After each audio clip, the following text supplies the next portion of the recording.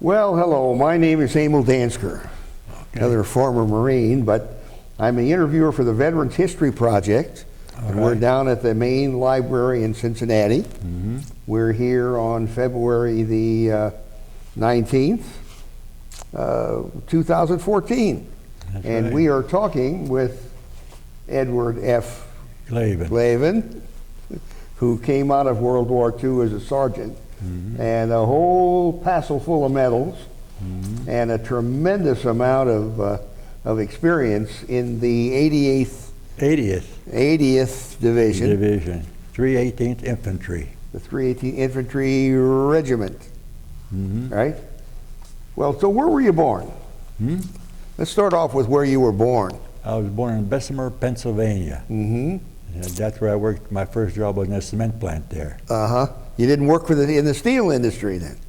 In the steel industry, I went to Struthers, Ohio for Youngstown Sheet and Tube. I worked there. Across the river? Yeah, that's right. And then I got drafted. I was about 20 years old when I went in. Goodness. And I spent my 21st birthday down in Tennessee, at Camp Forest, Tennessee. In basic training? Basic training. Yeah. So what did your parents do? My dad worked for the Bessemer cement plant. Same place where you worked? That's where I got my job. Yeah. And what school did you go to? Bessemer High School. I graduated there in 1939. You have any college later on? No, but when I got out of service, I went on a GI Bill to a trade school, and I became a carpenter and a house builder. Then I ended up building houses for a living. You were able to do that after you got out? That's right. I knew I got all the experience I needed there. Yeah. And then I got into business for myself, and I started building houses. So I building houses for the GIs coming back. Oh yeah. Yeah. That was the days when you had a hammer and nails. You didn't have nail guns in those days, huh? It was really all hard work. And then I started building houses for handicapped. And those houses had to be special. They had to have wide openings. The door openings had to be wide enough for a wheelchair. Had to build ramps, in the houses and everything. And I built a couple of them. And then whatever it is, that fellow from the government come over to see me, wanted me to build more. But the trouble is, they were all too far away. Most of them were in Erie, Pennsylvania. So I just had a few left over here, and I built them around Youngstown, and I even built one in Bessemer, Pennsylvania, and one in near what the heck? It's on the north side. You wonder about that sometimes. Yeah, I forget the name. Where else? What did you? That's what you did after the war, then. Right after the war, I did all that after the war, and I was very successful. And I retired when I was 85. Have your own business? It was my own business. Yeah, I was my own. You retired, you just said. Yeah, I retired at 85 when I was at 85. And I'm just about that now myself. And I'm 92. 92. Wouldn't believe it. Now, where were you when you heard about Pearl Harbor? Oh, you know what? I was in Bessemer, just a kid about I don't know how old I was, but we were playing handball against a building, and they come running out of the building. Oh, we're attacked by the Japanese. They hit Pearl Harbor, and that's when I first heard it. And you were I was working in a cement plant at that time.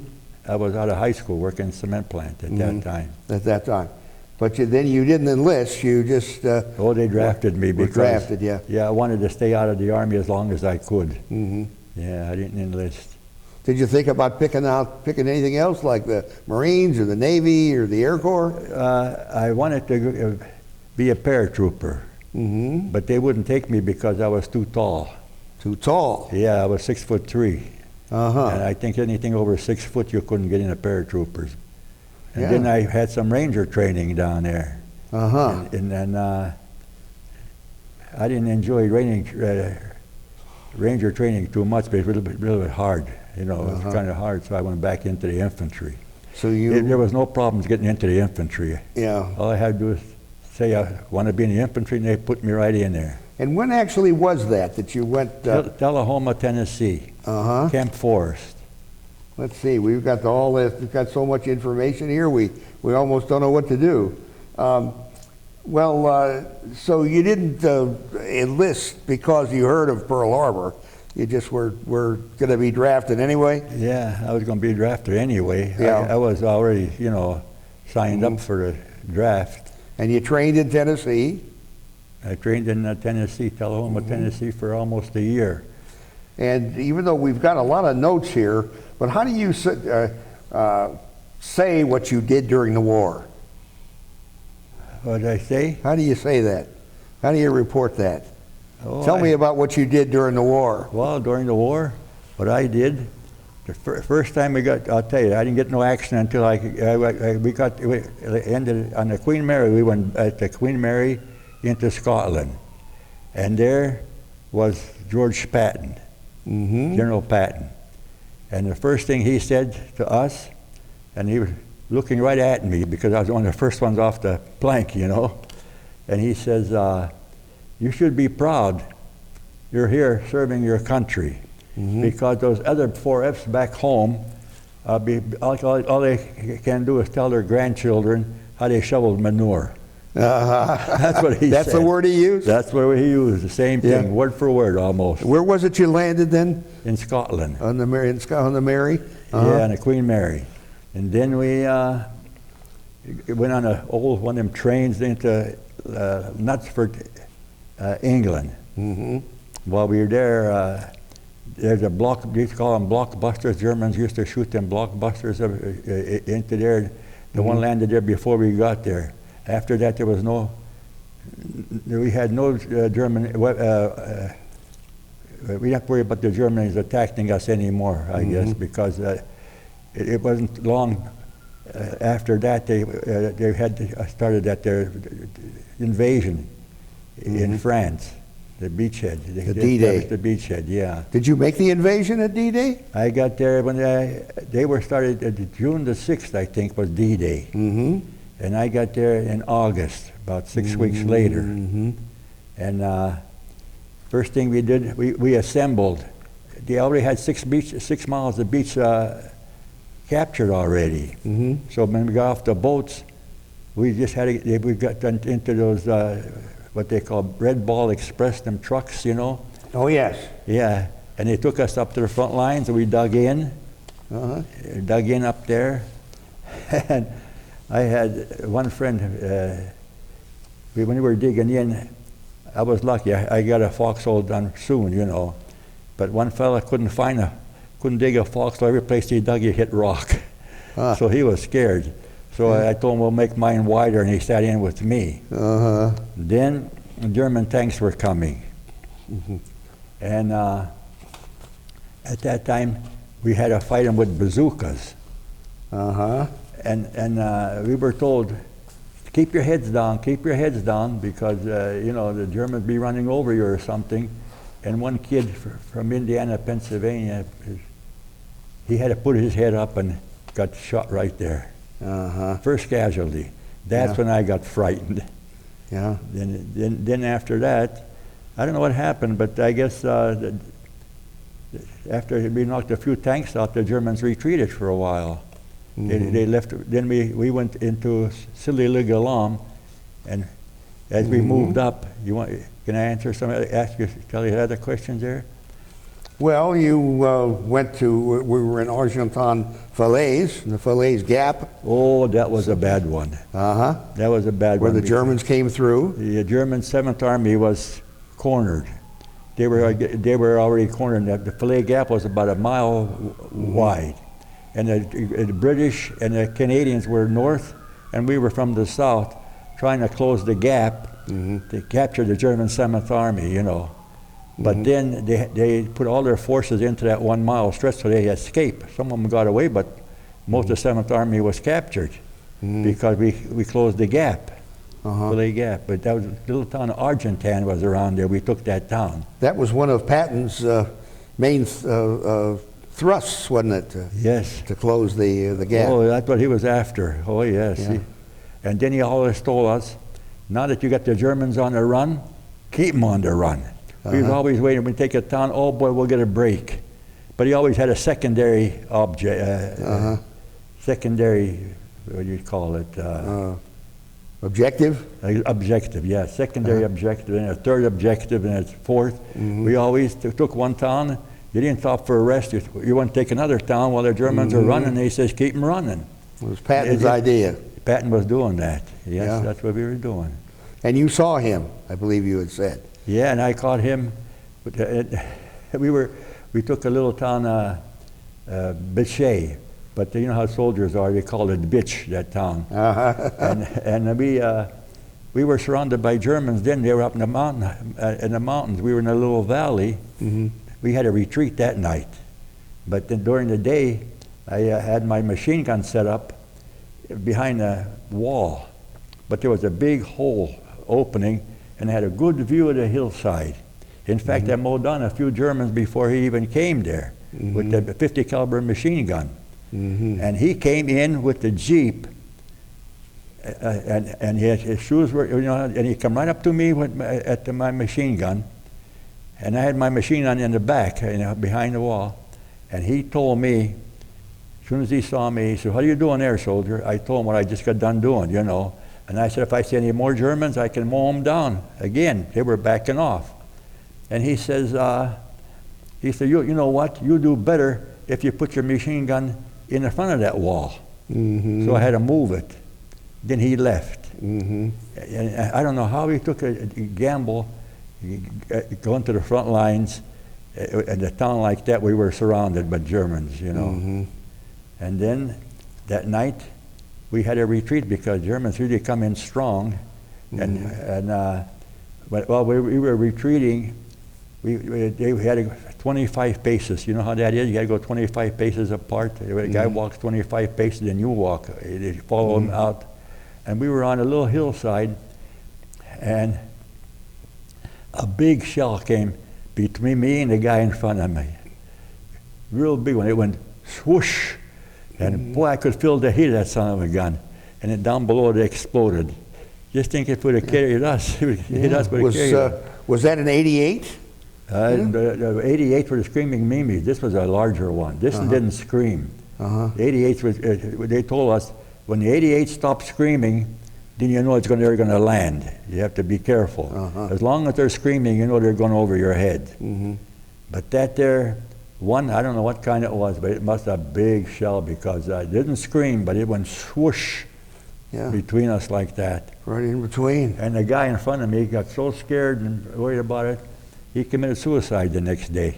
So? Yeah, because I guess it frightened him so bad. It must have been closer to him. Maybe could have even maybe bumped him a little bit for all I know, you know. Did you run into much of that since you saw so much action, your unit?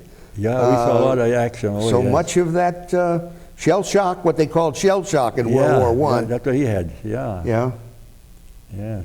Look at that. And then after that, well, we took out a whole bunch of towns. We did mostly mopping up. Chalon-sur-Marne, you're on the Marne, crossed the Meuse, got the Commercy and Saint-Mihiel. That was your story, is the story of the war. Yeah. Bridgehead across the Moselle at Toul. What happened there? Did you see that on the bottom? That's where our company was. Was that in September? Yes. That's where we were captured.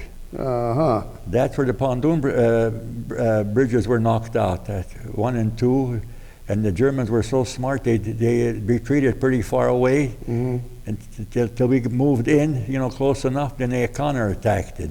Well, how'd you come out again? I got out of it okay, but the company got captured. We had no company left. Oh, except you? Me and my squad. About 10 of us. That you were able to get away. And did we run? I'm telling you, we run.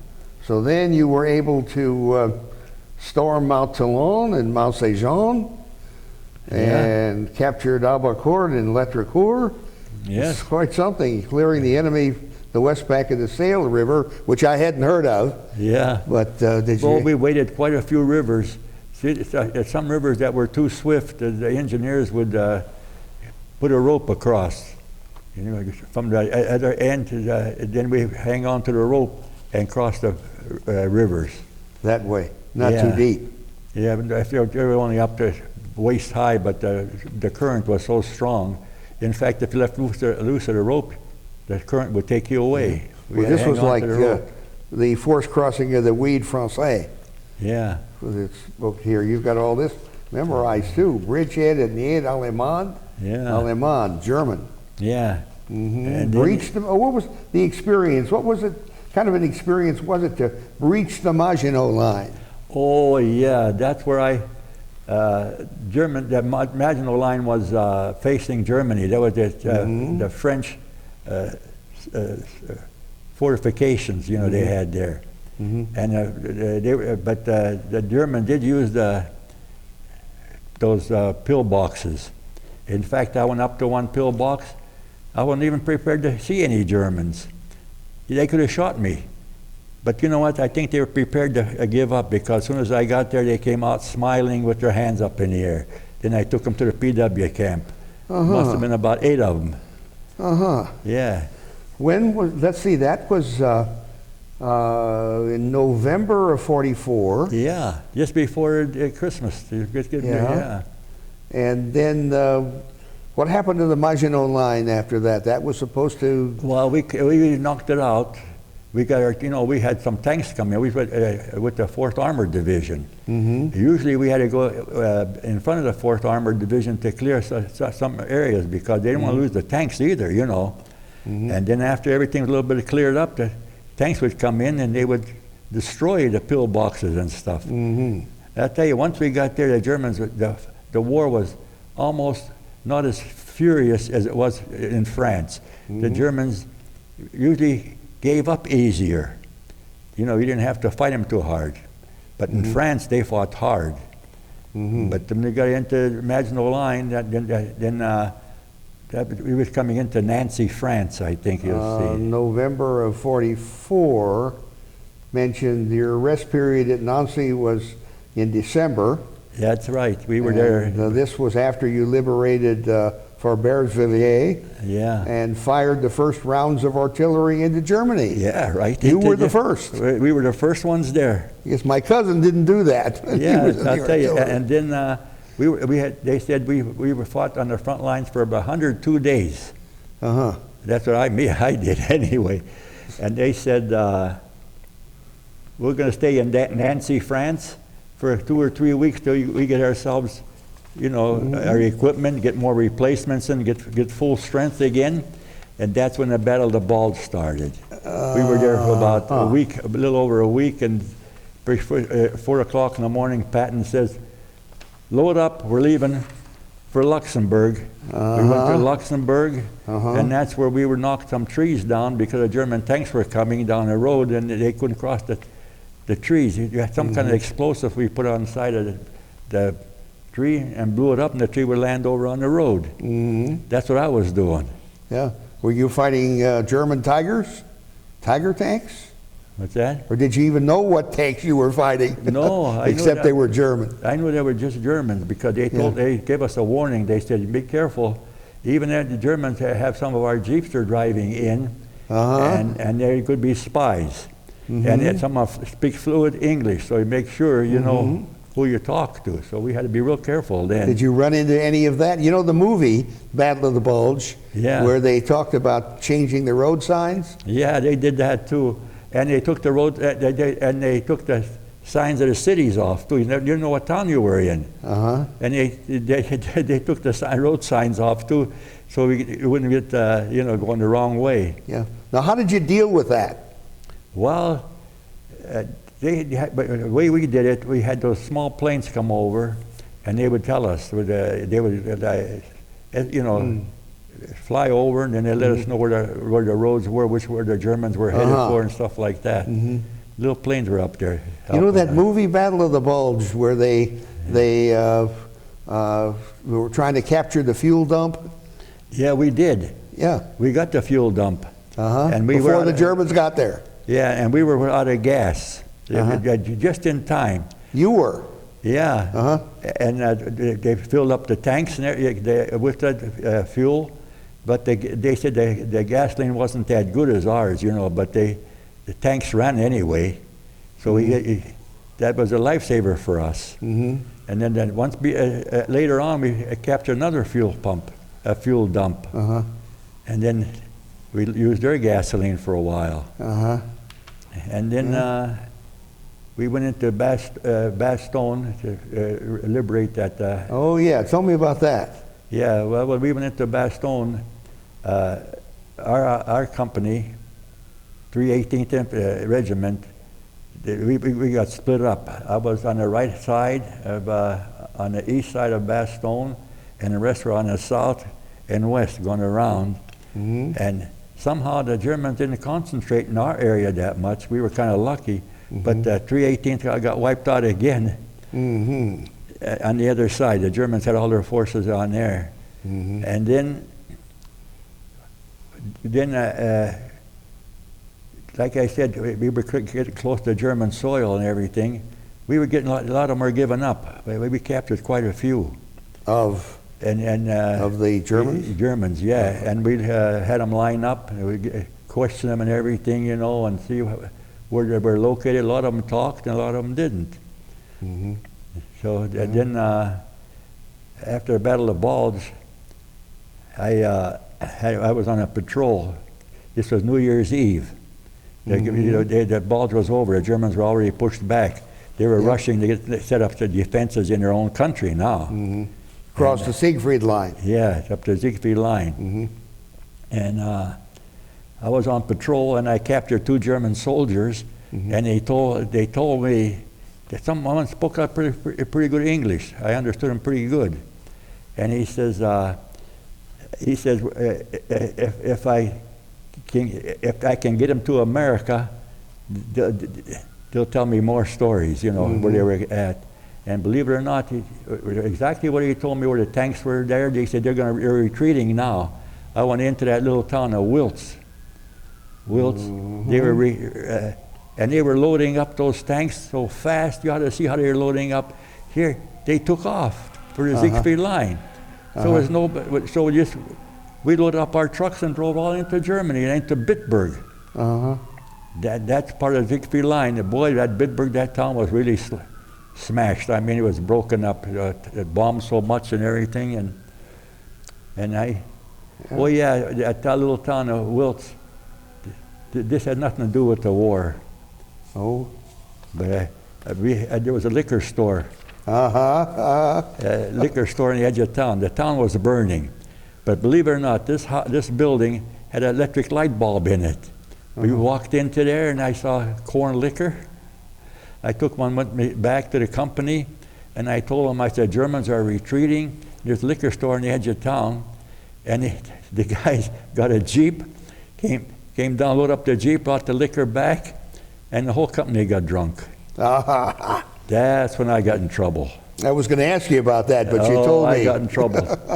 The captain, that same captain again? He told me if this was in the States, you did something like that. He said, since it's a war, we won't do nothing to you, but otherwise you'd be in a brig. Yeah. But it wasn't my fault. I just told them where the liquor was, you know. Yeah. But they blamed me for it.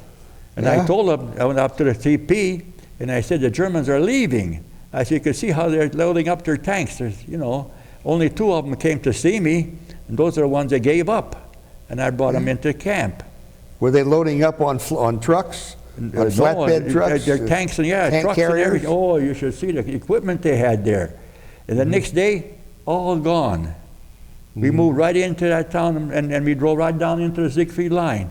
And that's where they set up. That's where they set up. The dragon's teeth you saw, eh? Yeah. There.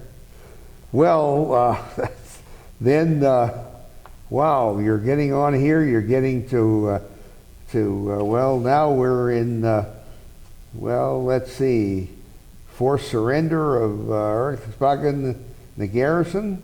Yeah. Relief by the 69th. Yeah, we were, yeah. Because, you know what, there wasn't too many men left already. We were kind of low on help, you know. We had to get new replacements in.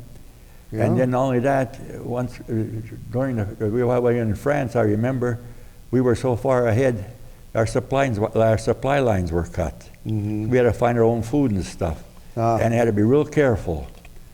Yeah. That we don't use up our weapons, ammunition too much. You know. Yes. So, but the Red Ball Express? Yeah, that's the one that moves up. Those were a lot of black drivers, weren't there? All in the Red black. Ball? And we were strafed by them too already. We were loaded a truck, moving forward, and the German planes come over and strafed us. And when the black driver jumped out of the truck and let the truck go, and the truck, he went into a ditch. And a couple of guys got hurt, but I didn't. I was okay, yeah. And he was, and I even talked to the guy, and he said, well, he said, I had no time to put the brakes on. I said, you could have put the brakes on, then jumped out. You know, but he said, the planes don't stop strafing you. But that was at one time, yeah, I remember that real good. Well, we're kind of up here, my goodness, we've got the 65th Division, we've got 8th of 3rd and 7th of May, directed to cease offensive operations. Yeah. General Eisenhower's orders that unconditional surrender. When I was in the front lines there, believe it or not, he sent me a telegram. Hold your fire. And Ike sent to our company. To your the company, which was and I was the squad leader. I got the telegram to hold the fire, and everybody else, you know, other one got. And then I see on the 8th of May that you accepted the surrender of at 1945, which would be, what time?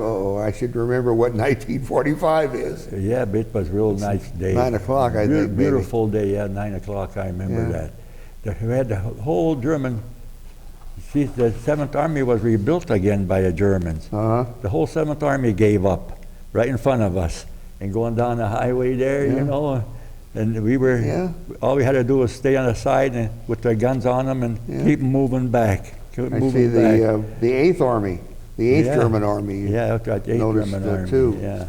This is, well, let's see, what did you do then when the fighting was over? Was over? Yeah, well, what'd you do then? I'll tell you what I did. I went to see the Russians. I went over to the Russians there when the war was over. I was glad to see them. They were glad to see me. And they set up a tent real fast. And believe it or not, they put they had some kind of portable table. They put the tables up, and they had a big bowl of salad. And they gave me a fork, and I sat with them, and we ate salad. And they said, "Здравствуйте." Yeah. They come over. Oh yeah, and they, you know, they had the women fighting alongside of them. Some real nice-looking women were there at the table. Let's see, where was? And they had vodka there too. They had vodka there. Vodka. And I had some of that too, vodka. I put it, and they wouldn't let me take a sip. They put their hand behind me and make sure I emptied the glass. Placebo. Yeah, real happy, you know. Then that was where then, actually? Yeah, that was, yeah. Was that on the, this doesn't say specifically where you met the Germans. You crossed the Inn River at Braunau to enter Austria. That's Hitler's hometown. Braunau. That's where we were, right there in Braunau there. And that's when the Germans gave up. I still remember, it was on a little hillside. We were all dug in and ready to, you know, to hold the positions and everything. But we were already in Austria. Yeah. There wasn't much fighting there anymore. Was that when you saw the Russians then in Austria? Right in Austria, yeah. Did you remember that in the movie about Patton, where they have the scene in the end where they do the drinking and the dancing? Did the Russians do some of that for you? Some of the Russian dancing? Yeah. My family came from Ukraine. Yeah, I know. Oh, the other ones had a ball, but I was on the edge. I just saw that one company of, you know, Russians there. I didn't see the regular soldiers there. Just a few at that time, that's all. And when did you actually get back to this country then? You know what? I stayed there for a while because we had to build roadblocks to keep the country, people in their own country, you know, so they don't mingle because they were still fighting, I guess. And we had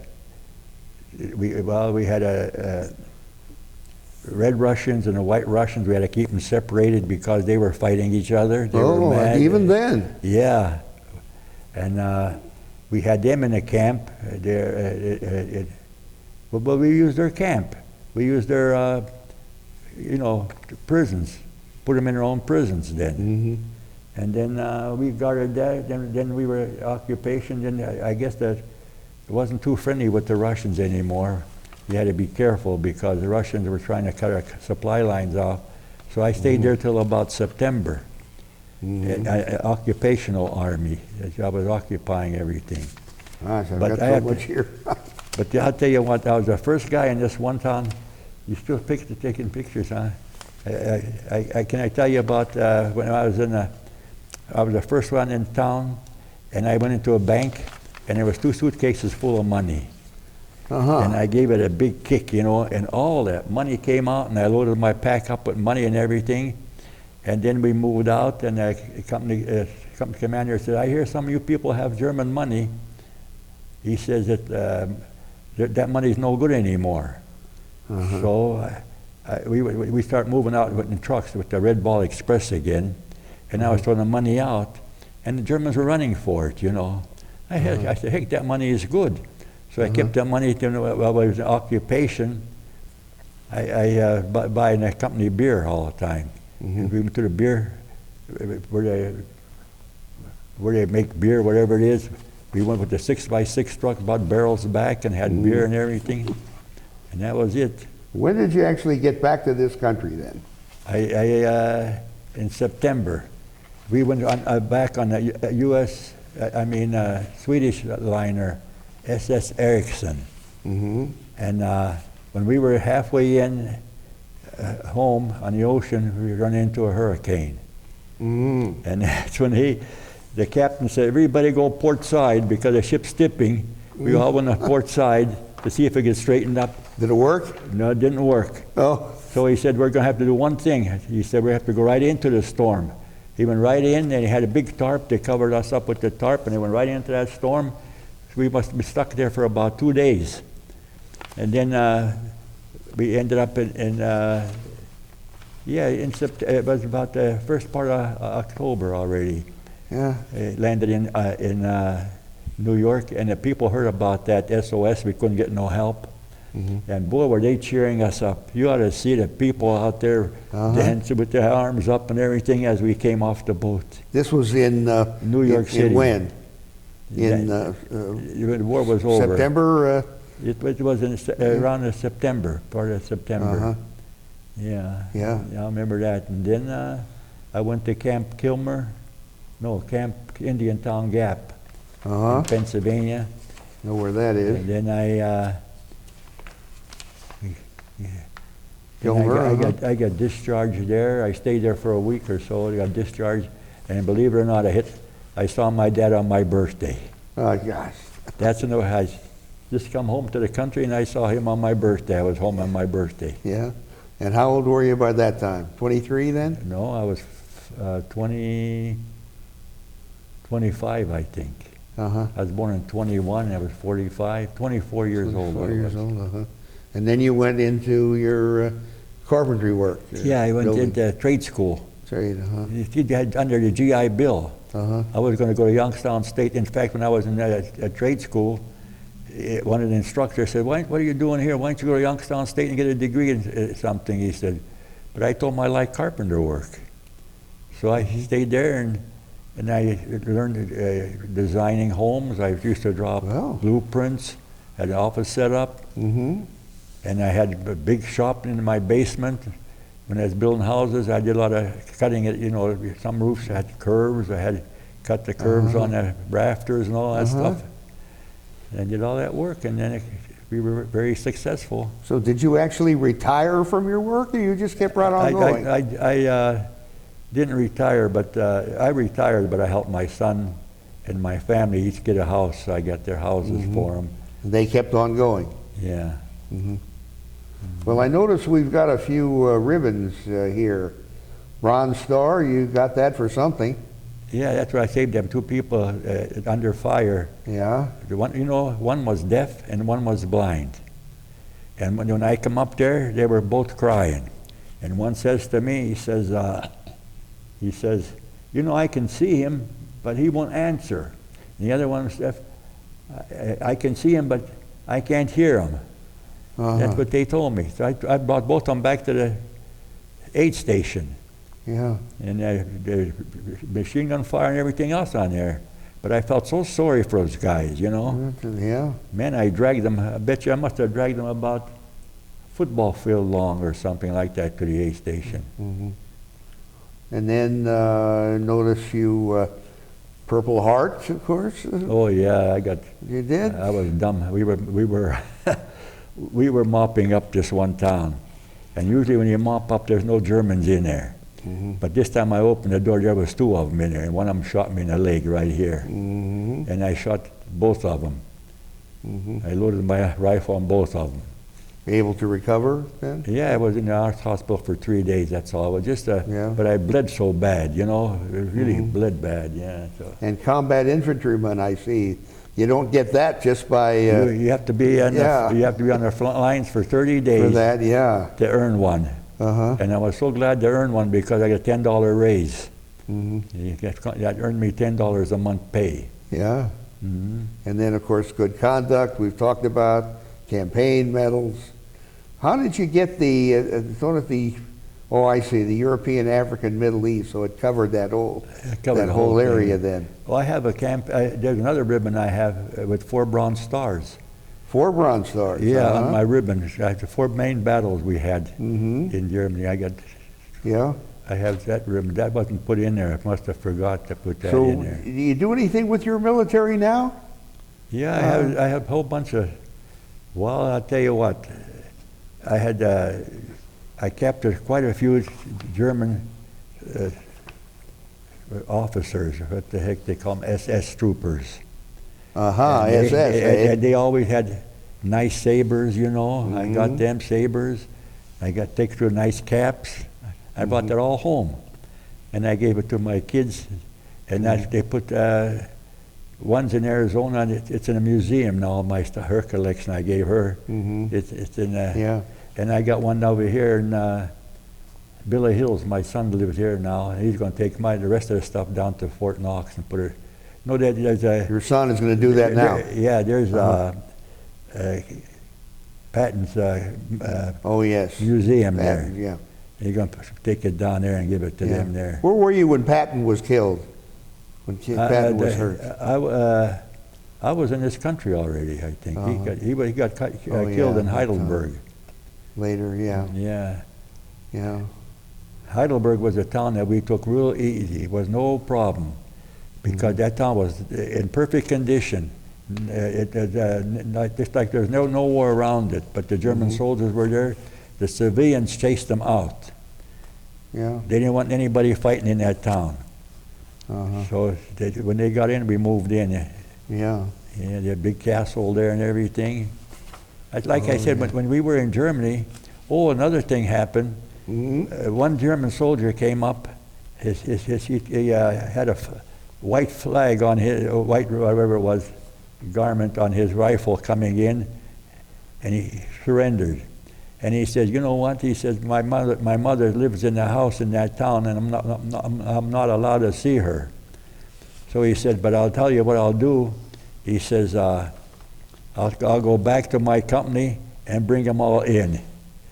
He went there and the whole company surrendered. He brought them all back to us. Yes, like that. He talked them into coming to us there. Then he went to see his mother. Were they German veterans, or were they, remember the Volkssturm that the Germans had, where they brought in a lot of old men and young boys? Oh yeah, there was some old ones there. Oh yeah. I captured one 65 years old. Is that so? When I took him to the PW camp, I was talking to him. He was in this country during the Depression. He worked in Detroit.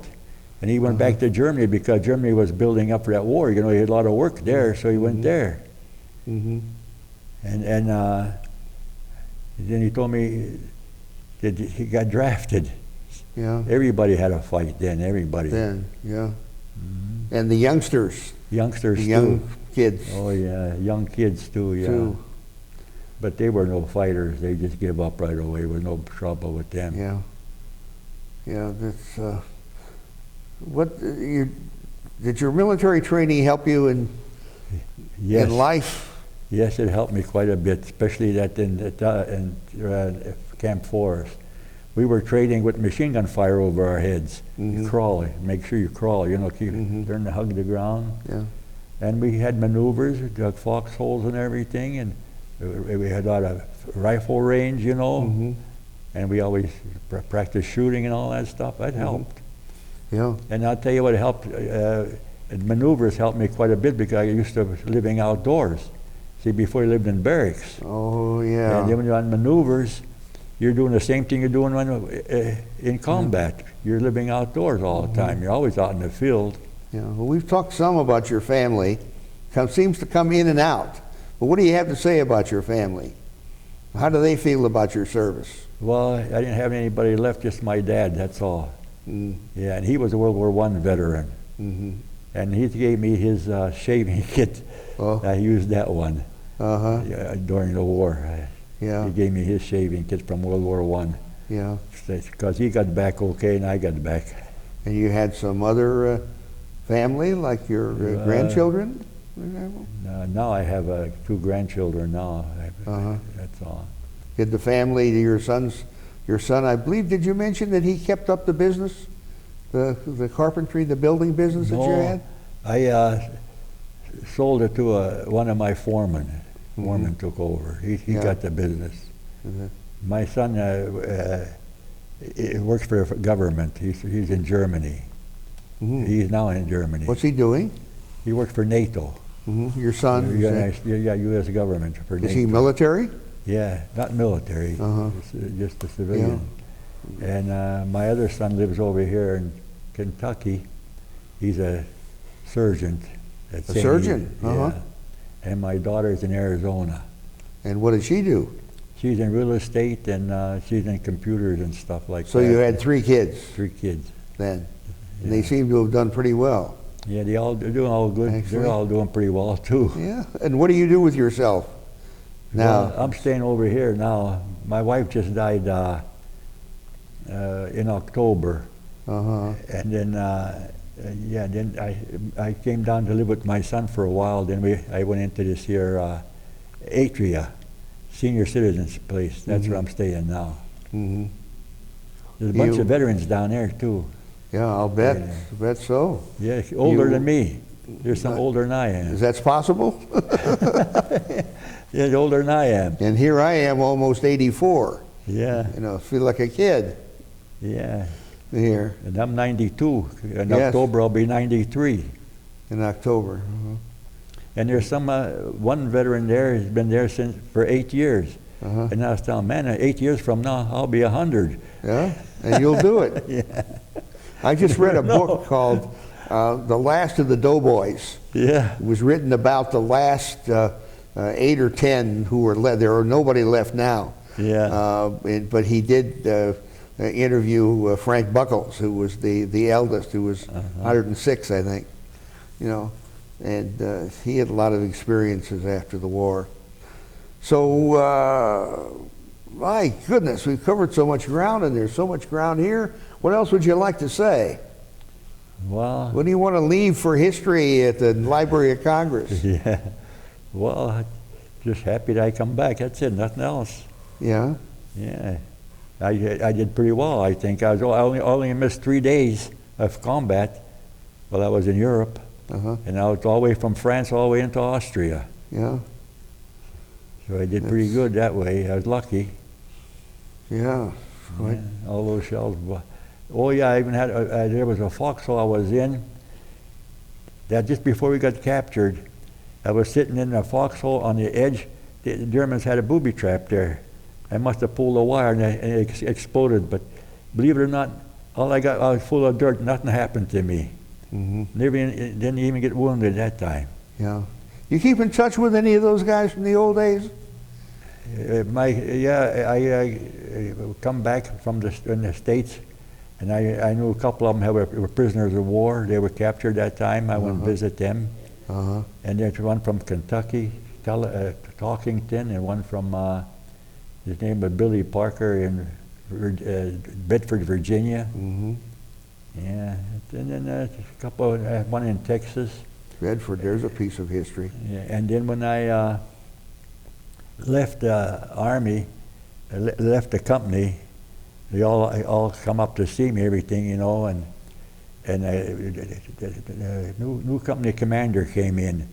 You know how you get replaced from the States, and he asked me, who will take charge now that you're gone? See, I could have had to stay there for a while. I could have had been the first sergeant, because I was the only one really left there.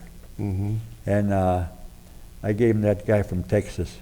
I made him a first sergeant. He took over the company. Yeah.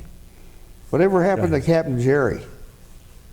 Well, he lost a leg, and he went back, I guess, back to the States after that. I like this. I wish I could have saw him after the war. I could give him an earful before I couldn't talk to him. Yeah. Before I couldn't say anything. Something like that, yeah. Oh, one time we were moving up in France. We went into a wooded area. The Germans were shelling us with 22 millimeter gun bullets, what they were. And we all had foxholes, but Captain Trey didn't have one. And he comes to me, he says, Glavan, he says, get out of your foxhole, I have to jump in there. I said, I'm not moving out of my foxhole. I said, there's too many bullets around here. So I said, if you want to, jump on top of me. I put him on top of me. I figure if anybody gets hit, he gets hit first. And he did at that time. Yeah, and he did. He jumped on top of me. Yeah. And he stayed there for a while. Oh, my. Well, he was no friend of mine, because from the first day when he talked to me, you know, how I wasn't used to that kind of talk. Yeah. Yeah. Yeah, that's, you got a whole movie here. You Right could be there. Audie Murphy. Yeah, you got a pretty good detail there. See, I get all fixed up for you. Yeah, all kinds of stuff here. That's amazing. It's quite a story. What do you want to add? What do you want to say to end this? Well, We're not going to end it, I mean, but I'm just saying I'm proud of what I did. That's all, you know, everything worked out fine for me. And I wouldn't trade that experience for nothing else. It was something. And I was young. I wasn't frightened too much in the war. I never lost I always paid attention to what I was doing, you know. Yeah, so I could have been a good company commander, even better than Patton. Yeah. Well, I guess we could certainly thank you for your service. Yeah. Eh? Yeah, I did all right. I'm just glad I got out of it. Yeah. Would you do it again? Huh? Would you do it again? Well, I don't think I want to go into that again, because I had a lot of close shaves, and I got messed up quite a bit, you know, and Would you recommend anybody else? How do you feel about the Army today? You know what? I think, to my personal opinion, I think some of these wars that we're having aren't necessary. I don't think we should send anybody overseas. Look what's happening. They're losing their lives and the wars aren't settled, are they? Yeah. So I wouldn't recommend anybody to go in the service. Yeah. Because I don't think that the wars are worth fighting for now. I don't think it's necessary.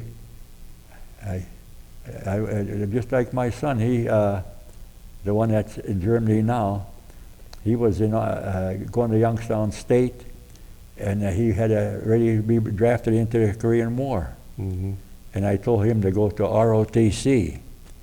And he joined the ROTC. I said, at least when you get out of there, you'll become an officer. Maybe you can work in ordnance or something in the back. You know, you don't have to fight in the front line. And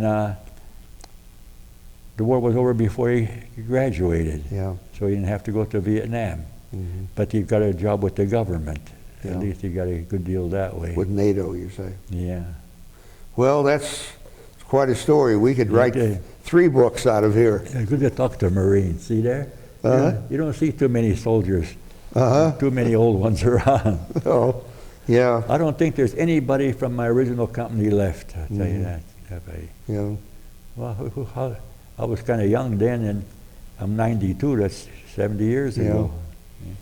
Well, I'm still in touch with a couple of my old Marine buddies. Yeah. I like to say, you know, that I've still got my Marine pride, but I have to be aware of my limitations. Yeah, yeah. But my one aunt, my Aunt Mildred, who walked out of Russia when she was 6 years old, always says, we just keep it going. Yeah. And that's what we do, I guess. Oh, yeah.